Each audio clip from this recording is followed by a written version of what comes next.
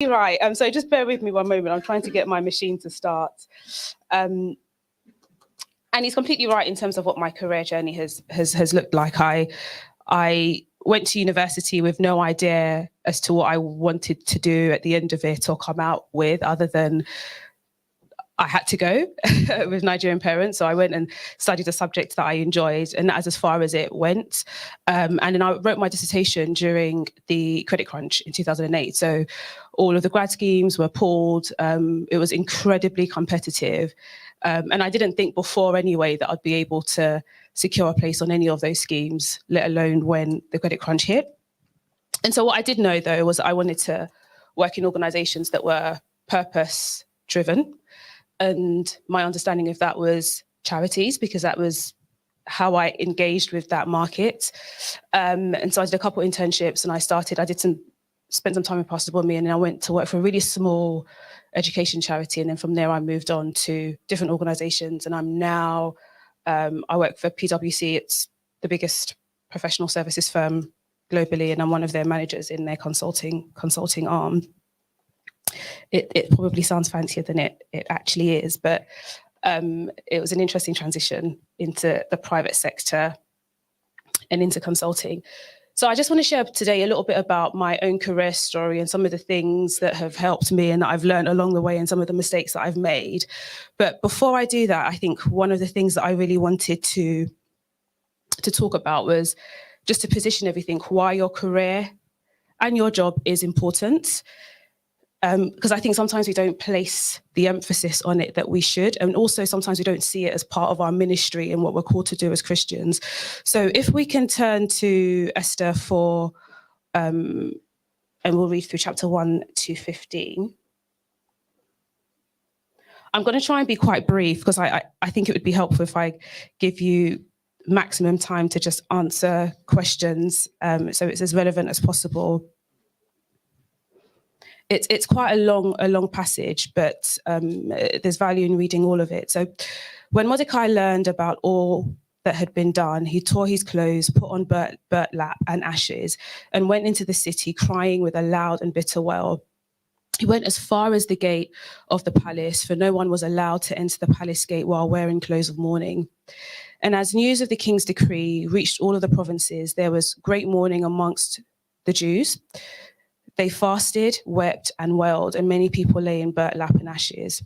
When Queen Esther's maids and eunuchs came and told her about Mordecai, she was deeply distressed. She sent clothing to him to replace the burlap, but he refused it. Then Esther sent for Hathach, one of the king's eunuchs, who had been appointed as her attendant. She ordered him to go to Mordecai and find out what was troubling him, and when he was in mourning, and why he was in mourning. So Hathach went out to Mordecai in the square in front of the palace gate. Mordecai told him the whole story, including the exact amount of money Haman had promised to pay into the royal treasury for the destruction of the Jews. Mordecai gave Hathach a copy of the decree issued to Susa that called for the death of all Jews.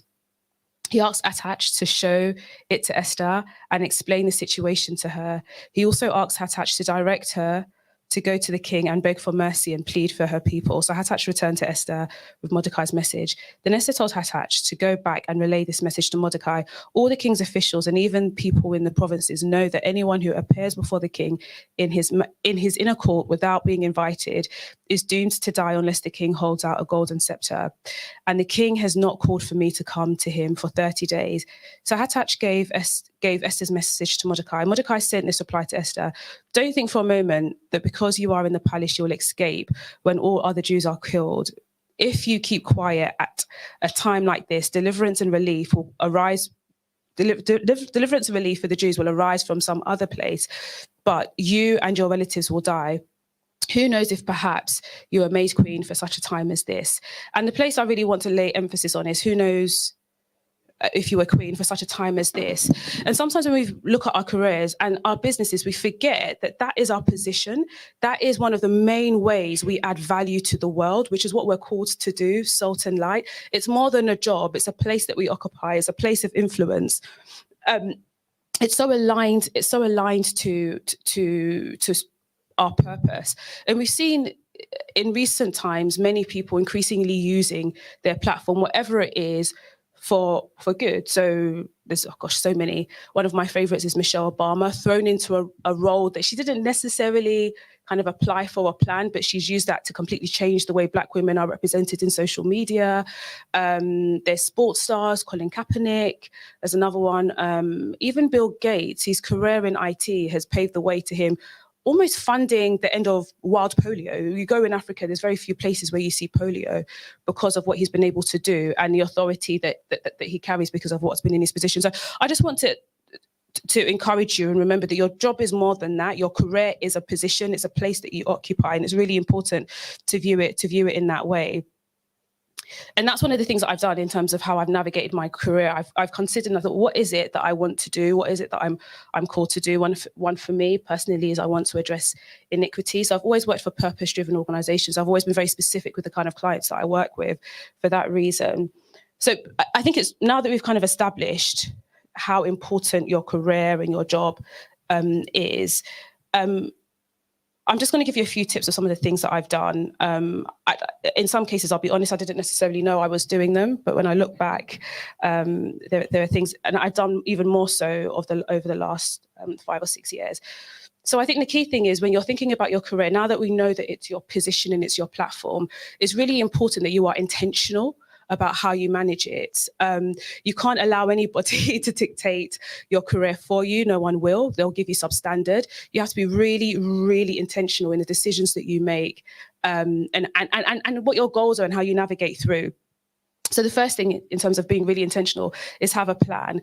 I'll just share a few scriptures with you that you can read later, but we all know Habakkuk 2:2, which is, and the Lord answered me and said, write the vision and make it plain on tablets that he may run who reads it. Proverbs 16:3, commit your work to the Lord and your plans will be established. Proverbs 21:5, the plans of the diligent lead surely to abundance and advantage, but everyone who acts in haste comes surely to poverty. And there's a famous adage that we all know, which is if you fail to plan, you plan to fail. And that's the most frustrating thing that quite often you hear people talk about, oh, I pivoted this way in my career, I pivoted that way in my career. All they've done is moved towards opportunities. It doesn't mean that they haven't been intentional and that they haven't planned. So it's really important to have, even if it's just some long-term goals or visions in your mind, it's really important that you have something that you're working towards. The other thing is, and the reason I always kind of bang on about this point is because we're really good as Christians about praying and fasting, but your plans are what you implement when praying ends. Praying is not going to replace the action that you need to take. And I get so frustrated when I see talented people who are bent over from fasting, but they don't have an up-to-date CV. The mind boggles.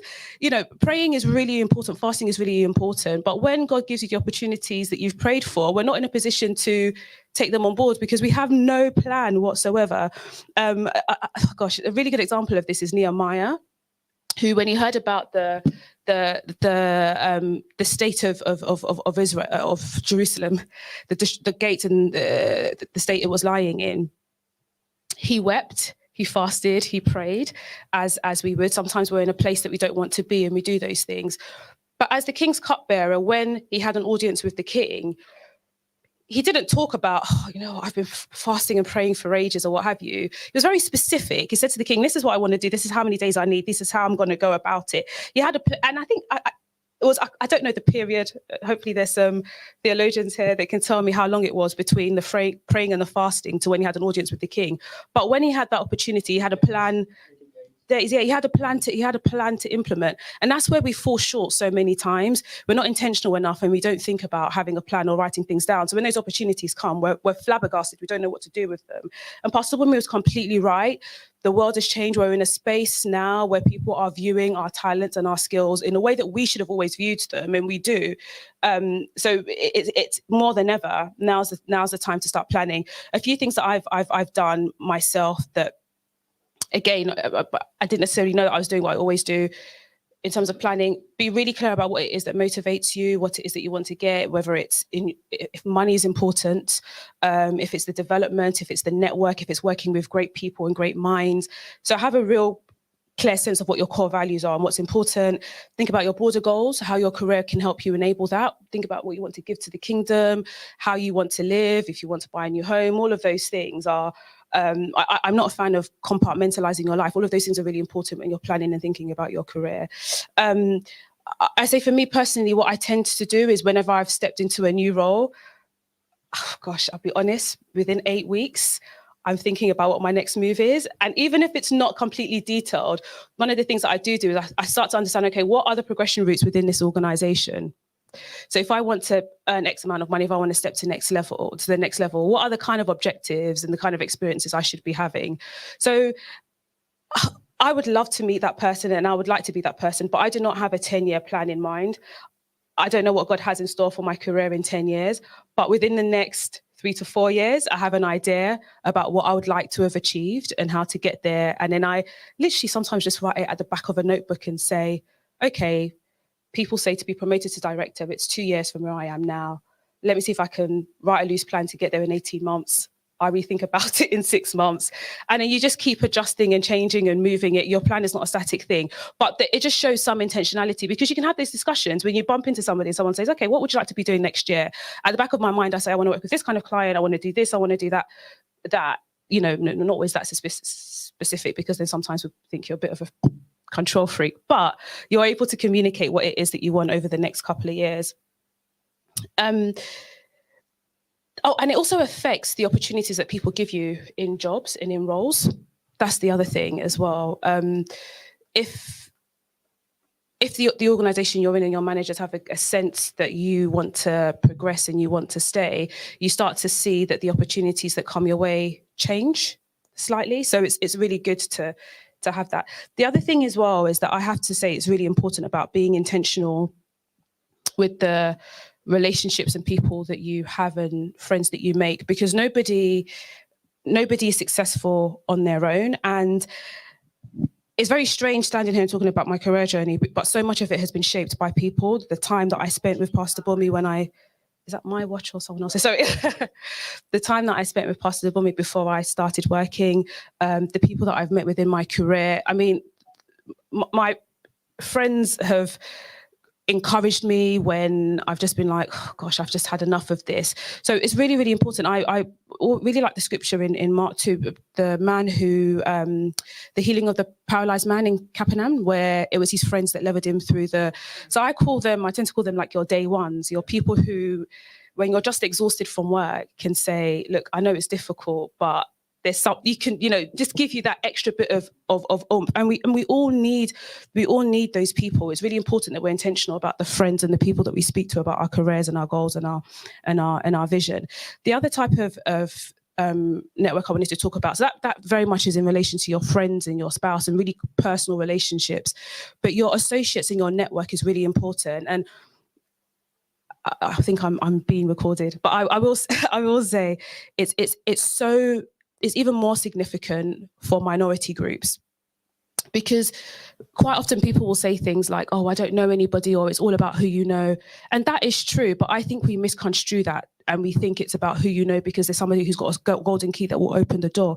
It actually isn't that. It's about having a broad network and just people who can endorse you and speak about you positively when you're not around, or give you advice and information that you wouldn't have otherwise accessed. And that's one of a real, I'll say, in the early part of my career, when I entered university, all I knew was my parents said I can't take a gap year. Tuition fees are going up. I've got to go. And this is a subject that I like doing, so I'm going to do this. I knew nobody who had the qualification I was seeking, or who had also worked in the industries that everyone said that I should be. So again, Nigerian parents were like lawyer, doctor, engineer, very much that. But they didn't know any of those people. And so they weren't able to really give me the guidance around, these are some of the obstacles you will face. This is how you break those barriers. So your network and associates are really important, not just for you, but for the community more broadly. I give you an example. So are we familiar with David's mighty warriors, or as they called? So David was a really, really great warrior. But if you look at the people that he had around him, it talks about some of them. Oh gosh, there was one warrior that he had such stamina that he fought so hard that the weapon fused with his hand.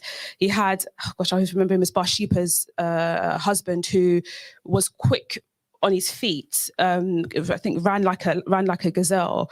And then you see these lists of attributes that David has around him. He's not everything, and there's a real issue if you are the smartest and the cleverest and the boldest and the most successful in your network. You've got a problem.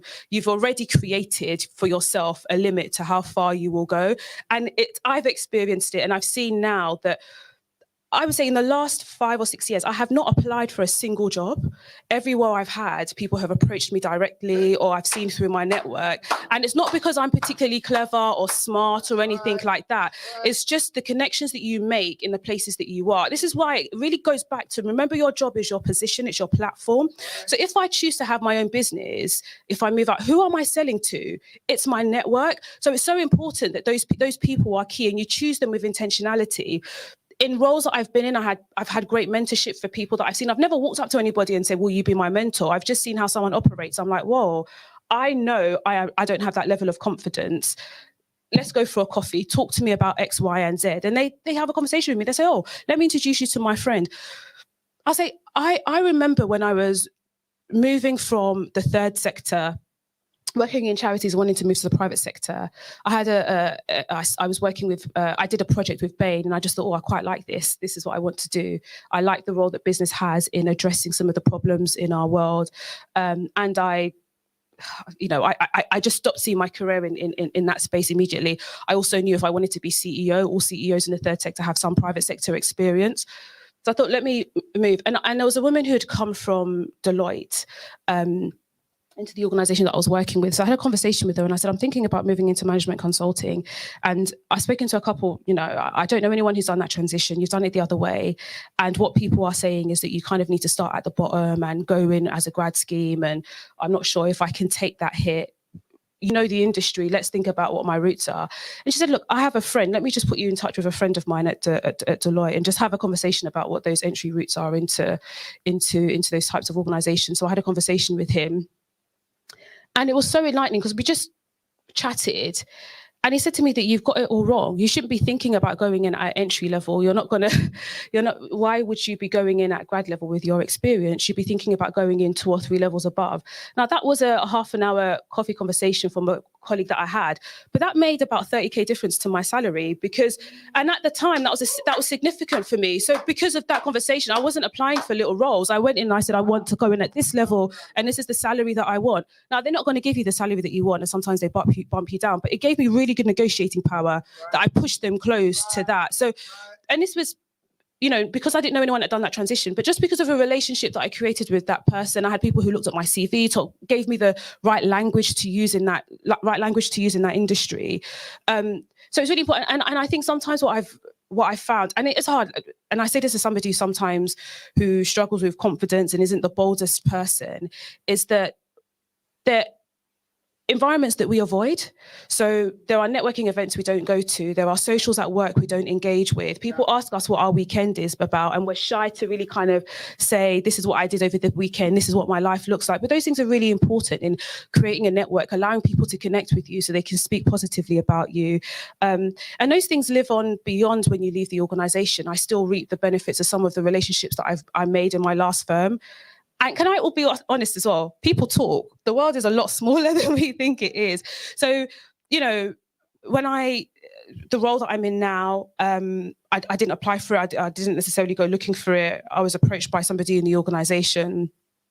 And I always say they seduced me. They coaxed me over. But I remember saying, this is what I want.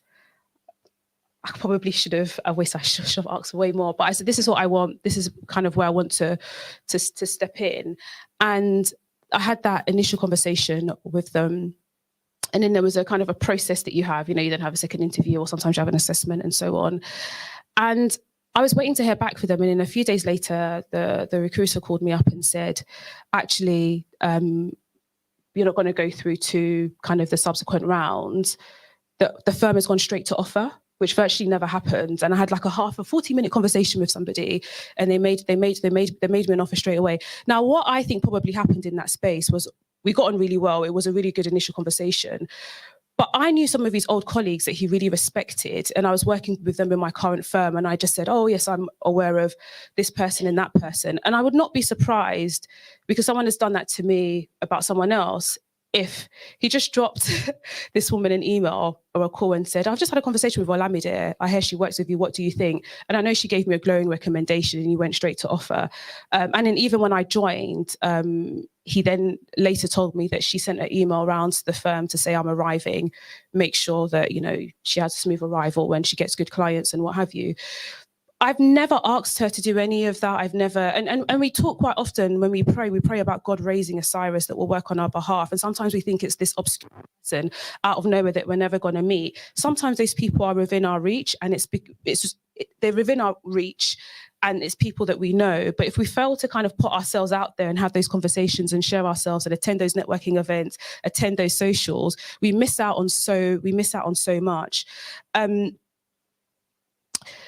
Oh gosh, even at the most kind of basic thing is even just LinkedIn is designed to try and do that. I'll be really quick. And the other thing I wanted to talk about as well is it's really important that we embrace the responsibilities and increasing responsibilities as they come our way.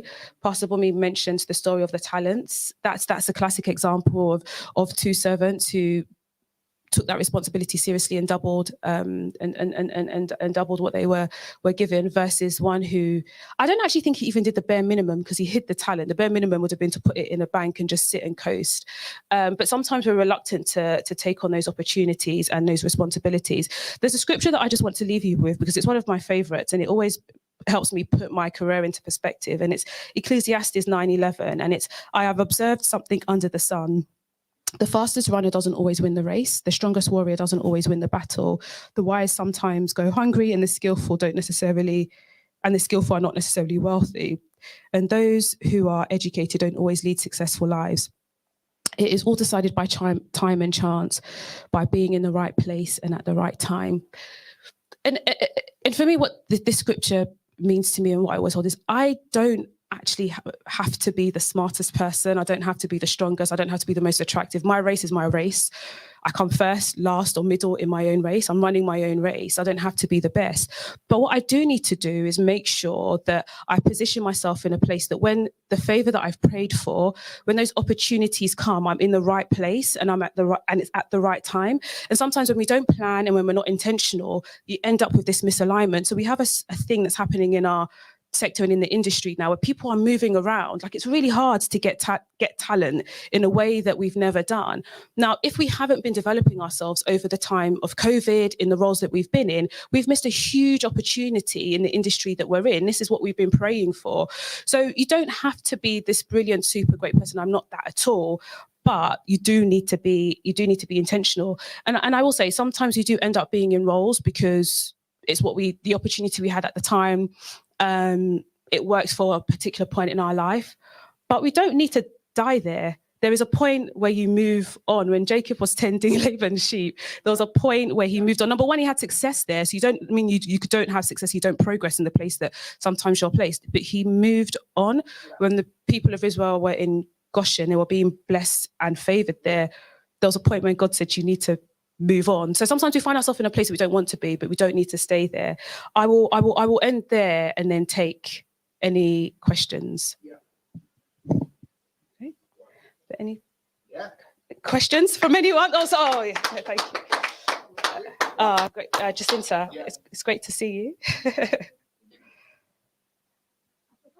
question would be, how someone overcomes the challenge of, like, for instance, like, if you're applying for entry-level jobs, because you know that, okay, your experience is limited and you didn't get any of the whatever. So you're applying for entry-level jobs, and then they're asking for the kind of experience of, like, second year, third year, and, like, you're saying entry-level, and then they're still asking for me. Does not equate to what you're asking for, so I can't get in. Yeah, so I would say, first of all, you can get it in. And the reason I say that is sometimes job specs are like a wish list. And I've been in that position where somebody is writing a job spec, you are basing it on the role that you are in, and I'm writing that job spec as I'm leaving the role. So I've already I've already exceeded what needs to be there. So people write it like a wish list, first of all. And I will say there is a difference in the way women, and because you've asked the question, women and men read job specs. So men will read the job, generally, I am generalizing here, but generally men will read the job spec. They've got asked for 20 things and they say, I can do 1 or 2, I'll give it a go. And they put their hat in. Sometimes as women, we have to make sure we can do 19 and a half of those things. And we count ourselves out of the race before. And it's completely within our reach. Remember, the person sitting behind there has written it as a wish list. Sometimes the person sitting behind there has written it does not necessarily know what the role requires. Right. The second thing is that sometimes we struggle to talk about how our skills are transferable. So they will say, I want, 2 years of let's say retail experience. But really what they're talking about is they want somebody who has really good time management, they don't talk about skills, which is very frustrating. So what you need to do then is try and think, okay, this is the experience they're asking for. Really the skill they need is somebody who is good at project management or good at admin, good at time management, good with customers. And you can look at the experiences that you've had in your life and other roles and think, well, actually, I do that all the time. I heard a story of a friend of mine in terms of the church that I go to, and she moved from a retail job, I think it was B&Q, to EY, which is a competitor of the firm that I work for, but it's one of the big 4 kind of global professional services firms. And she did that transition by thinking about, wait a minute, whilst I was at university, I didn't go to a private school like everyone else. I had to work. So that in itself gives me a huge edge. So I don't have the same qualifications as everyone else, but what I do have is resilience. And what you need in this role is resilience. So I think it's really important. Look at the skills that you have, from voluntary work, from how you've lived your life, from the education experiences that you've had, and see how they are transferable. I do appreciate sometimes it's hard to do that, which is why I think people come in, and it's always really good to have a conversation with somebody who may have been in that kind of role before, or somebody who's just really good at getting jobs, and just say, okay, this is my totality of my life experience, totality of volunteering. This is what I'd like to do. Can you help me think about how I align all of this experience with what they're asking for? But yeah, I would say just remember, quite often job specs are, the role I've got at the moment, I got without a job spec. And then when they did send me a job spec, I think a couple of days before the interview, I felt really overwhelmed. I was like, oh my gosh, I'm not sure if I'm up to this. And then I spoke to somebody about it and he was like, yeah, no, you're fine, ignore it. Not completely ignore the job spec. That's not what they need. They've described something completely else. Your CV is good enough. And then I had that conversation and he was completely right. The job spec was just completely inadequate for what they were looking for. So just bear that in mind. In terms of everything is just a pile of CVs. You're just a CV to them. Yeah, so there are a few things. So if you're initially applying for jobs, especially if it's those really, really big organizations that are recruiting several hundred people in a year globally or what have you, and they post it on those big platforms, most of those jobs are filled within maybe like the first week or 2 of those roles being advertised. But they do end up, because somebody in HR, the policy is you need to keep all roles open for 4 weeks. They keep it on there for 4 weeks. But actually in the first 2 weeks, so I'll give an example. The firm that I work in, only 2% of people that apply are made an offer. And I never applied. And that's because they have that policy where you have something open for a really long time. And there's Joe Blogs, not even Joe Blogs, sometimes a machine in HR, sifting through the CVs, looking at keywords to make sure that they match. Then it goes to somebody, Joe Blogs in HR or whoever, who has nothing to do with the business area, again, just sifting through. So in reality, they're probably only going to do that for about 2 weeks. So timing is key. So make sure you're in there fast. You're applying for roles that are freshly advertised. The other thing is as well is that making sure that your CV is tailored, or, unless you're looking for something that's very, very specific and niche. But like I said, those big firms or big recruitment exercises, the first sifting sometimes is done by automation. So they just look at the keywords. And it's really frustrating because sometimes the job can be advertised as X, Y, and Z manager, and somewhere else it's advertised as X, Y, and Z lead, and somewhere else is X, Y, and Z development person. And the computer's picking out the exact words that they've got in that description, even though you've done that job somewhere else, but your company called it something else. And so what you've got in your job title is something that doesn't align with what the machine thinks. So it's really important that you look at the job spec, you align your CV to as close as you can, you use their their keywords. I think there are things online now that you can put a job spec in your CV, and it will show you, mark out how, to the extent that you meet the criteria. So that's the first thing in just kind of getting your CV through, and then it's the same thing that works with the HR person. I think as well, the other thing in terms of real success is recommendation. So and referral. So when you have those big recruitment exercises, you've got just Joe Blogs or a machine doing the initial sifting, but actually you tend to have different people that work on referrals, because referrals, organizations trust their employees, they trust their staff. Referrals are, it's almost like that's one barrier that's missing. And so you're more likely to get somebody to reach out to you directly if if you're referred. So it's good to, again, like, look at your LinkedIn, look at your network and think, okay, do I know somebody in that organization that works there now or has worked there previously? Or do I know someone who knows somebody who can make a referral for me? And it's always in the best interest of the person making the referral, because they're incentivized to do so. So that helps you get through some of those barriers. I don't know, has that answered your question? Yeah. Sure. I think there's... What did you study? What did you study in university? And did that play a part in your job?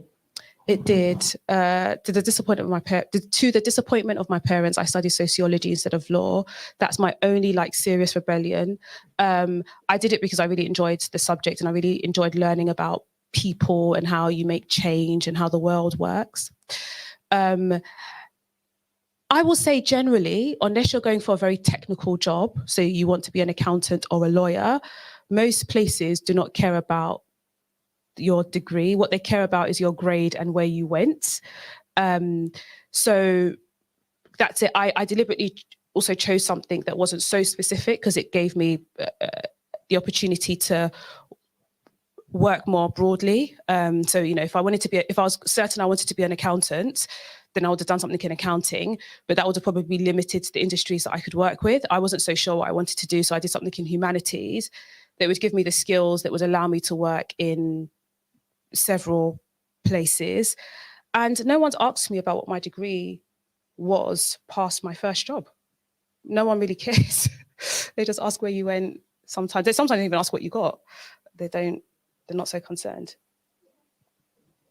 Yeah. And I will say, sorry, just because you're a young person, you've asked me, a degree isn't everything.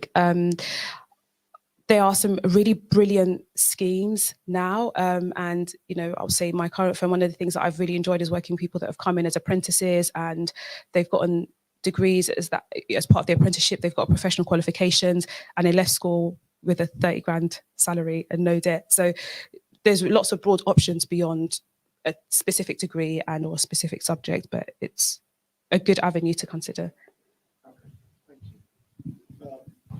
By the way, you're going to come back. Oh, gosh.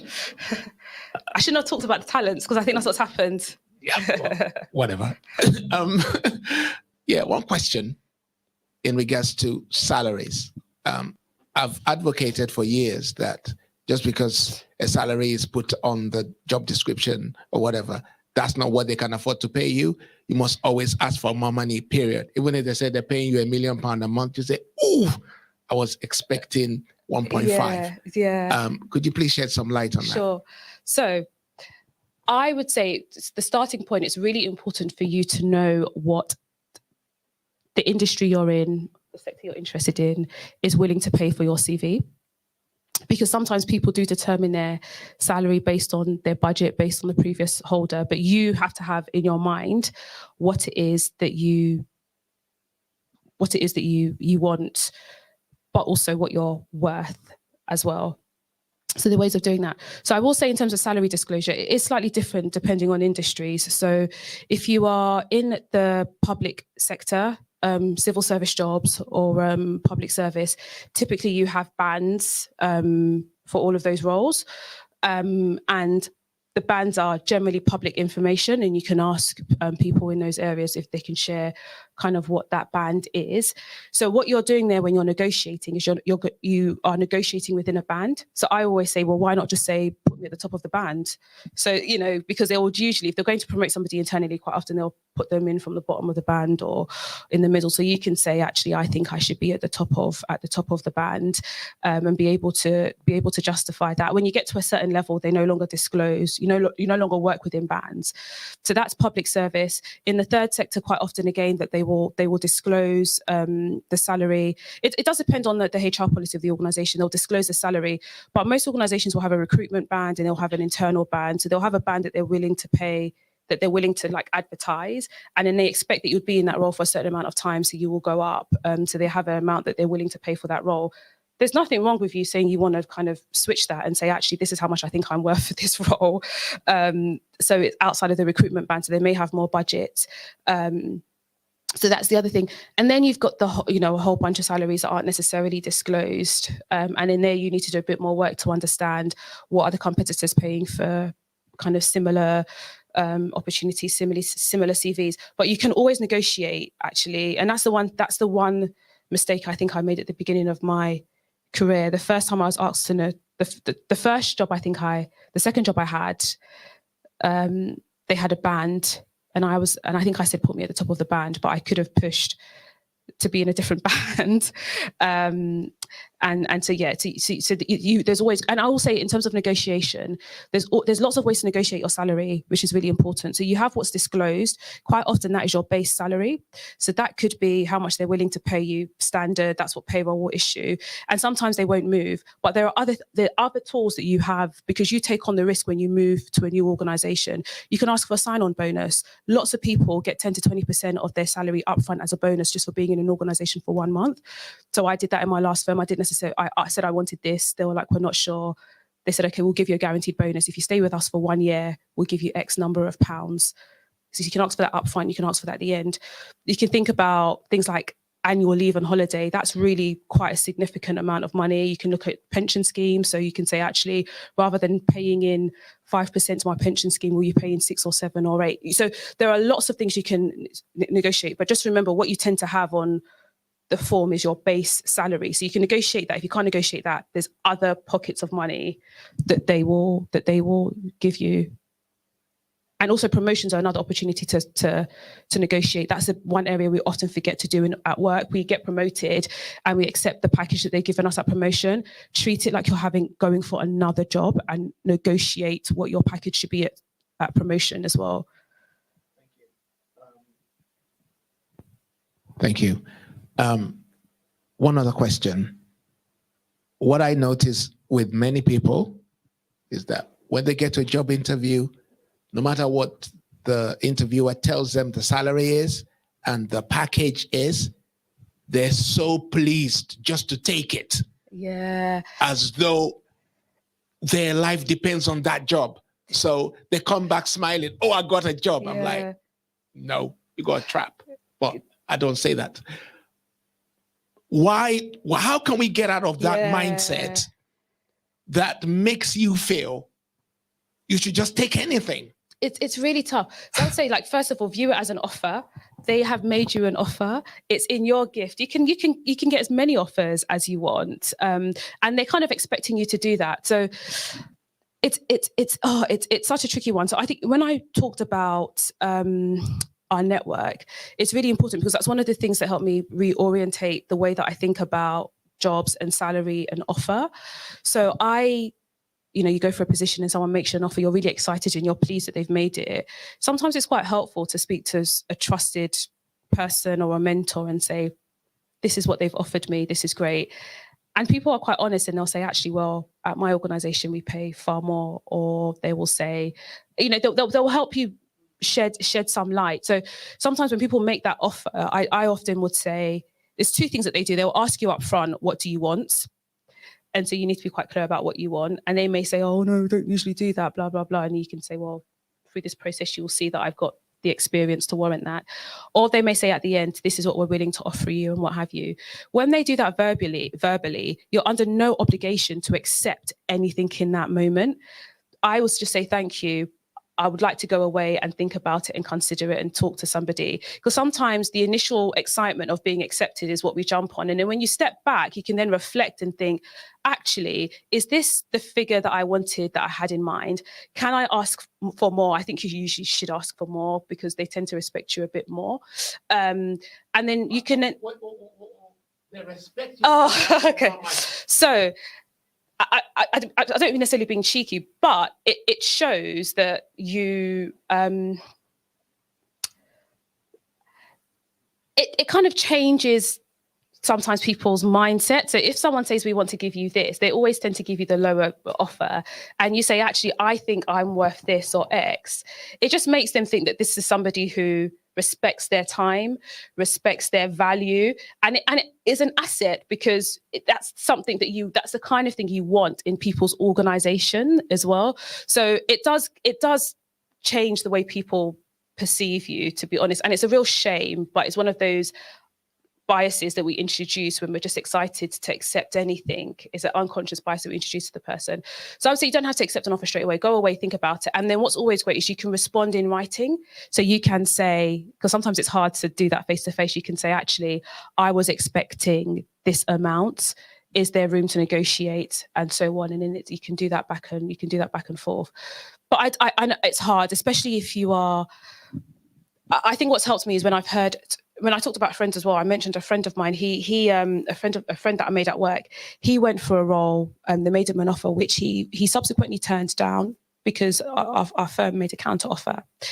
And then he recommended me for that role, but he told me what the pay increase was, and it was significant. So that bit of information was so helpful because when I was speaking to them, I was like, well, I'm not going to expect anything less. So if they then make me an offer, I'm excited because it's a significant increase, but I know you offered Joe Bloggs far more and you can offer far more. So I think sometimes leveraging your network and having those conversations about what to expect can help.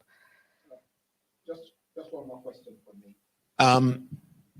In terms of, okay, so maybe I'm in a place where I need to pay my rent. So you are now telling me to negotiate. I'm thinking, if I negotiate and I don't get that job, I can't pay my rent. So I'm under pressure to have to accept that job. How do I get around that? Yeah. So if they've made an offer, it means they want you. So that's the thing. It's unlikely. I mean, unless you are completely ridiculous and you say, I want you to triple the offer, it means that they want you for the role. So I often say, if you get called in for an interview, it means that your CV probably demonstrates you can do that job. The interview is like the cultural fit and they just test that. So it means they want you, which is a good thing. It's highly unlikely that they will withdraw the offer. One of the things you can ask them to do is to send you an offer in writing. So when they make an offer verbally in a meeting, you can say, oh, thank you. Can you just send me all of that information in writing? Because to some extent, you've got something to hold them to. So even if you ask for something different and they then say, actually, we can't offer that, we're not interested anymore, which is really unlikely, you've got some semi-commitment in writing. The reason I also say it's helpful to have an offer in writing is because somebody can make you an offer for a role and then that person can leave or move on and the people in the organization don't know who you are. So I would encourage you to do that. I also think if you've been able to secure a role when someone's made you an offer, there are other people that will also. And I think that's one of the things that at the start, I wasn't so confident at. As I've moved on in my career, you start to understand that you are employable, and you start moving away from trying to get one offer to get multiple. And I think you should try and have that mindset even from the outset of your career, that if someone wants you, there'll be others that do. Thank you. I just wanted to ask, so for example, you are doing the same role as others, even though you've come from, for example, I'm doing the same job as other people, but I've come from a different contract. So they said to me, it's an additional role. So there was money put towards it because it's an additional role, but it's still not equated to the people who were already doing that job. What I have now, and we're all still doing the same job, is still not equated to what they have. So how do I navigate my way around? That's- Because I've been that's- thinking that Yeah. I need to go and speak to my boss to say, can you match my salary? Because I was thinking they're going to bring that to me, say, okay, well, you've come from, hope you understand that, you know, they were on that and you have come from this one. So how am I going to beat my way Yeah. through that? That's a tricky question without knowing the details of the roles. Are you a permanent employee? Are you contracting? Okay. I am permanent. I was doing another role before. Now I'm doing a role in addition Okay. to the role I was doing. So they did put money towards it, Yeah. but it's still not up to those people who are already Doing that, yeah. it. So I will say that's a common thing. It's really frustrating. So when you're in a role and then someone gives you additional responsibilities, they just give you a little bit more money on top of it. That's like a common tactic to just help people balance budgets and headcount and things like that. But what I will say is that if you are doing a role that's the same as everybody else and you're getting paid less, you need to immediately ask for a job review. So you say, actually, this is the job spec. This is what I'm paid to do, but actually I'm doing all of these additional things that looks exactly the same as someone else's job spec. And so then I should be, say, you know, similar salary, similar band, X, Y, and Z. And I would say you can have that conversation with your boss initially, but it sounds like you need to really get HR involved because it's either that somebody has exploited a loophole in HR policy or it's not being adhered to. So if you're doing the same job as everyone else, you should be paid the same and you should justify it. You can say, this is their job spec, this is what I'm doing, and so on. So you should have that conversation if you haven't so already immediately.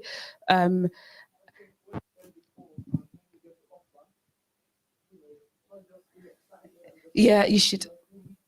Yeah, it's really tricky. What I do sometimes as well is when I get an offer for a job, I look at that role, but I also look at the role above.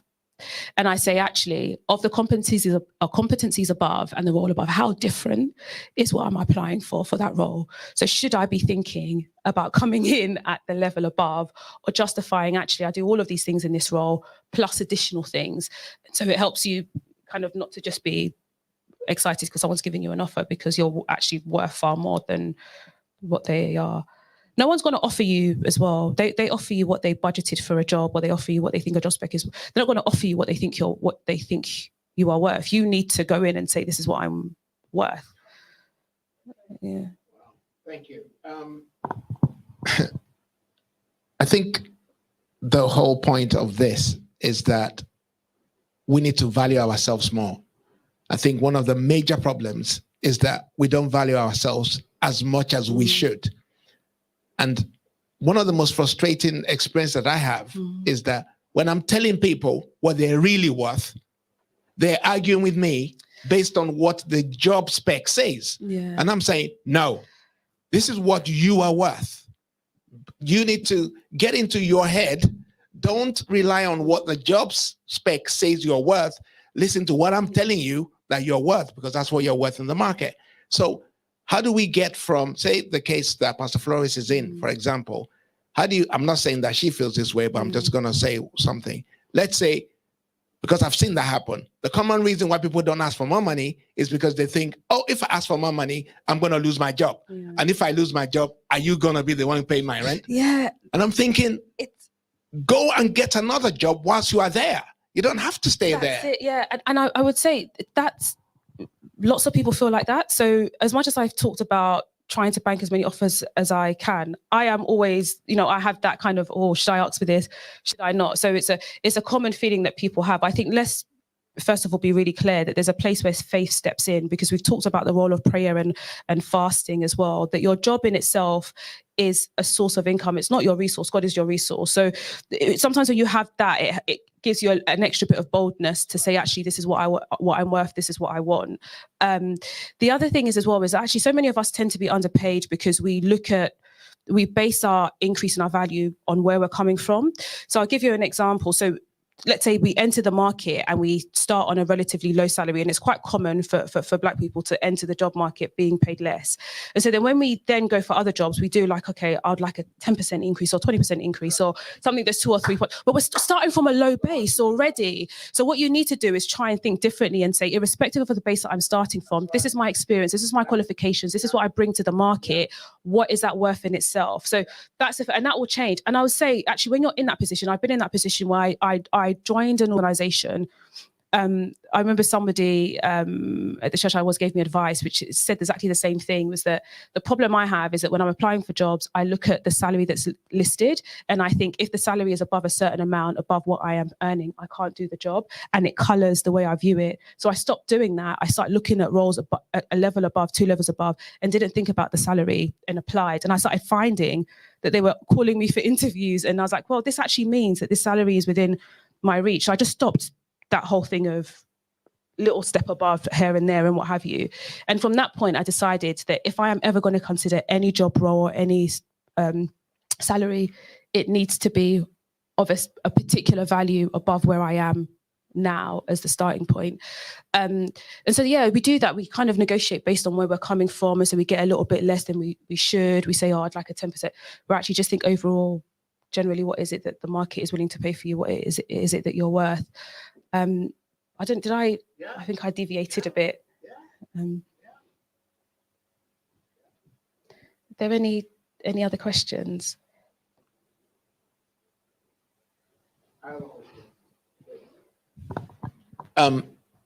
You were talking about networks. I call it social wealth, building your social wealth. And something I've advocated is that join a local hobby club. For example, I do a lot of running, so I'm part of a park run, and I'm very embedded in my park run. So I don't think there is a profession that doesn't exist in my park run. So if I want something done, I just go and ask them. And because I have access to all these men and women, I can just walk up to them because they know me. I can just ask them, okay, how do I do this? And I found it to be extremely instructive. So can you please tell us how to build social wealth? It's such a good question. So I'd say, first of all, you can start where you are. So with the organizations that you're in, they could be because quite often, sometimes our immediate friends and people that we speak to will be the ones that we're doing like for like jobs we see on a day-to-day basis.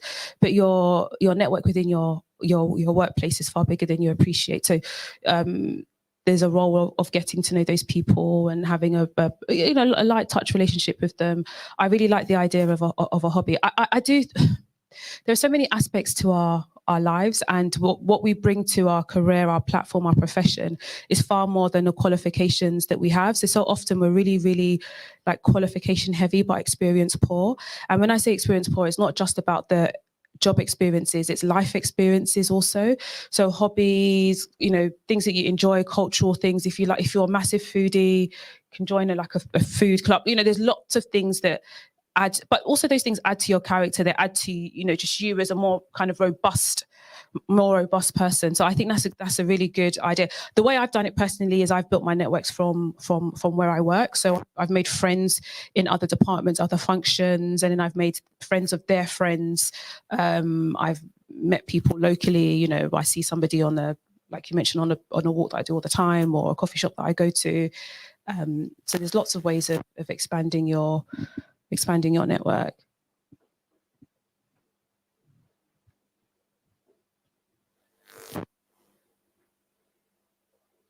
Okay. Is there any?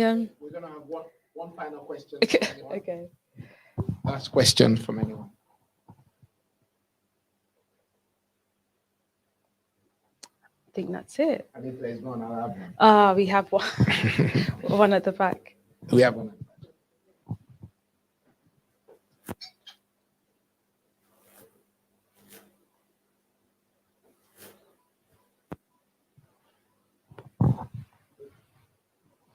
Hi. I just wanted to ask, when you started working, how were you in terms of confidence? And if it was something that you didn't have straight away, how did you build up your confidence or work your way Yeah, through? it's a really good question. So I didn't have a lot because my immediate network, there wasn't necessarily anybody who worked in the city or anything. So my first job ended up being in Canary Wharf with all the big buildings. I was like right at the top of one of the skyscrapers. So it was a bit intimidating. So there is an element of kind of just, I don't like the phrase fake it till you make it, but just act as if you're confident, which is sometimes horrible advice to give somebody who doesn't have much confidence. But there's that. The other thing that I found that really helped is feedback. So sometimes when you're not particularly confident, you struggle to see what it is that you are genuinely good at versus development areas, and you focus too heavily on the areas that you need to.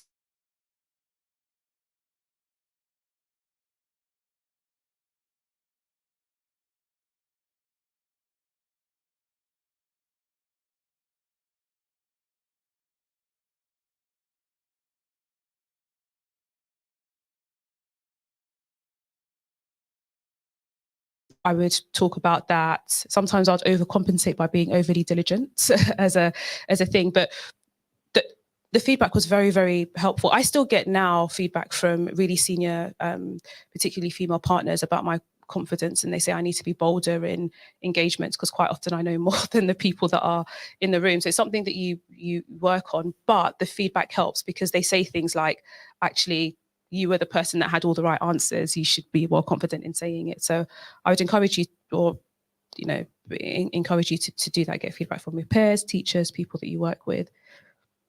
Mentoring is really great as well. Great. Well, I hope you you all got something from that, and yeah, thank you for listening. Wow. Got something. Wow. Thank you. Thank you.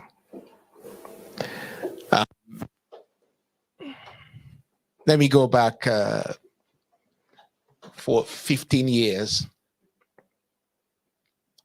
I want to tell you a little bit about Olamide. Olamide got saved, well, at some point in the G Squad, I think. And I remember when she got saved, Olamide used to wear a lot of rings on her face, around her face, her nose, her ears. Maybe there are other places I did not even know existed. And I remember a conversation that I had with somebody. Somebody came to me in the church that afternoon and said, Pastor Bumi, you need to tell Olamide to take her rings off because blah, blah, blah, blah. So I said, I looked at the person, I said, you know what? Actually, no, I'm not going to tell her to take the rings off. I said, because now I know she's saved. Now I know she's reading the word. I said, let God tell her what to do. I said, I'm not telling her anything. And I left it. And Olamide became one of the leaders in the G Squad. She became very passionate about God. And she taught us a few times in the G Squad. And I'm glad that we are seeing the progression of somebody who has come from a very far place. So what she's sharing with us today, my prayer really is that if one or two of us that hear it online or that are here today will just run with what she has shared. She has been vulnerable to us to tell us that she didn't have as much confidence as you might expect. Because sometimes we think people in this kind of roles are always confident people. They're sure about themselves. They know what they're doing. She's told us bluntly, it's not like that. And I want you to start seeing yourself differently. One of the things she emphasized on today is your value. And it's so frustrating from my perspective in particular, because I talk to nearly all of you here. When I tell you your value, but you're looking at me like, oh, Pastor, you don't understand. You You don't understand. Yeah, it's all right for you to say that. You don't understand. No, I understand. I understand. She said something today about salaries, that we always judge our next salary based on what we have been paid now. I've said that. I don't know whether I remember, I taught a series on jobs. Did I say that, yes or no? I didn't ask her to say that, neither did she talk to me about it, but I just know that's how it works. It's not uncommon for you to be working in the same job, and I learned this when I was somewhere. I'm not going to say it just because it goes, when I was somewhere, when I knew that somebody was being paid twice as much as I was being paid. So I went to the CEO and I said, hang on, I already know that Larry, that was not his name. I said, Larry is getting paid then, it was £500 a day. I said, why am I being paid 200? And he said, Larry is a lot older than you. Larry has more experience. I said, experience? I said, Larry is a fashion expert. I'm a music business expert. Or am I not? I asked him. I said, hey, you are, Bumi, you are. Okay, we'll see what we can do. That one conversation bumped my money up because I asked him. I confronted him with what I knew. Sometimes you need to be that bold and not be thinking, if I ask for money, they will fire me.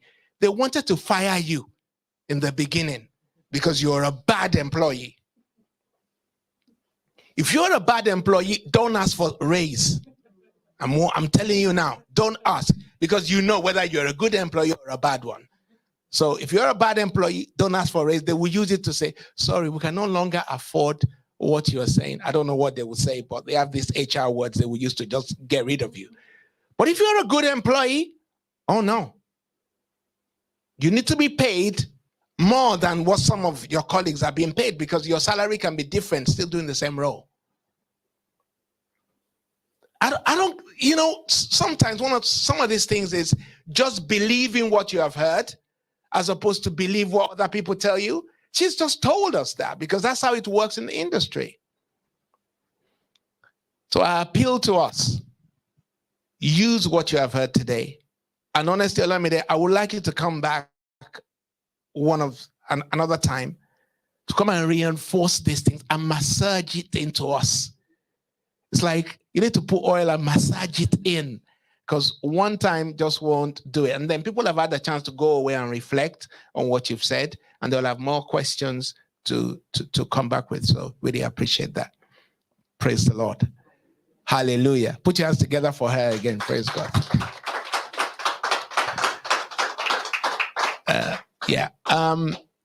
We're going to do a Mother's Day prayer. Pastor Flores, please, if you don't mind, coming to, let me talk about Pastor Flores. Come. Last year, Pastor Flores, I don't know, I think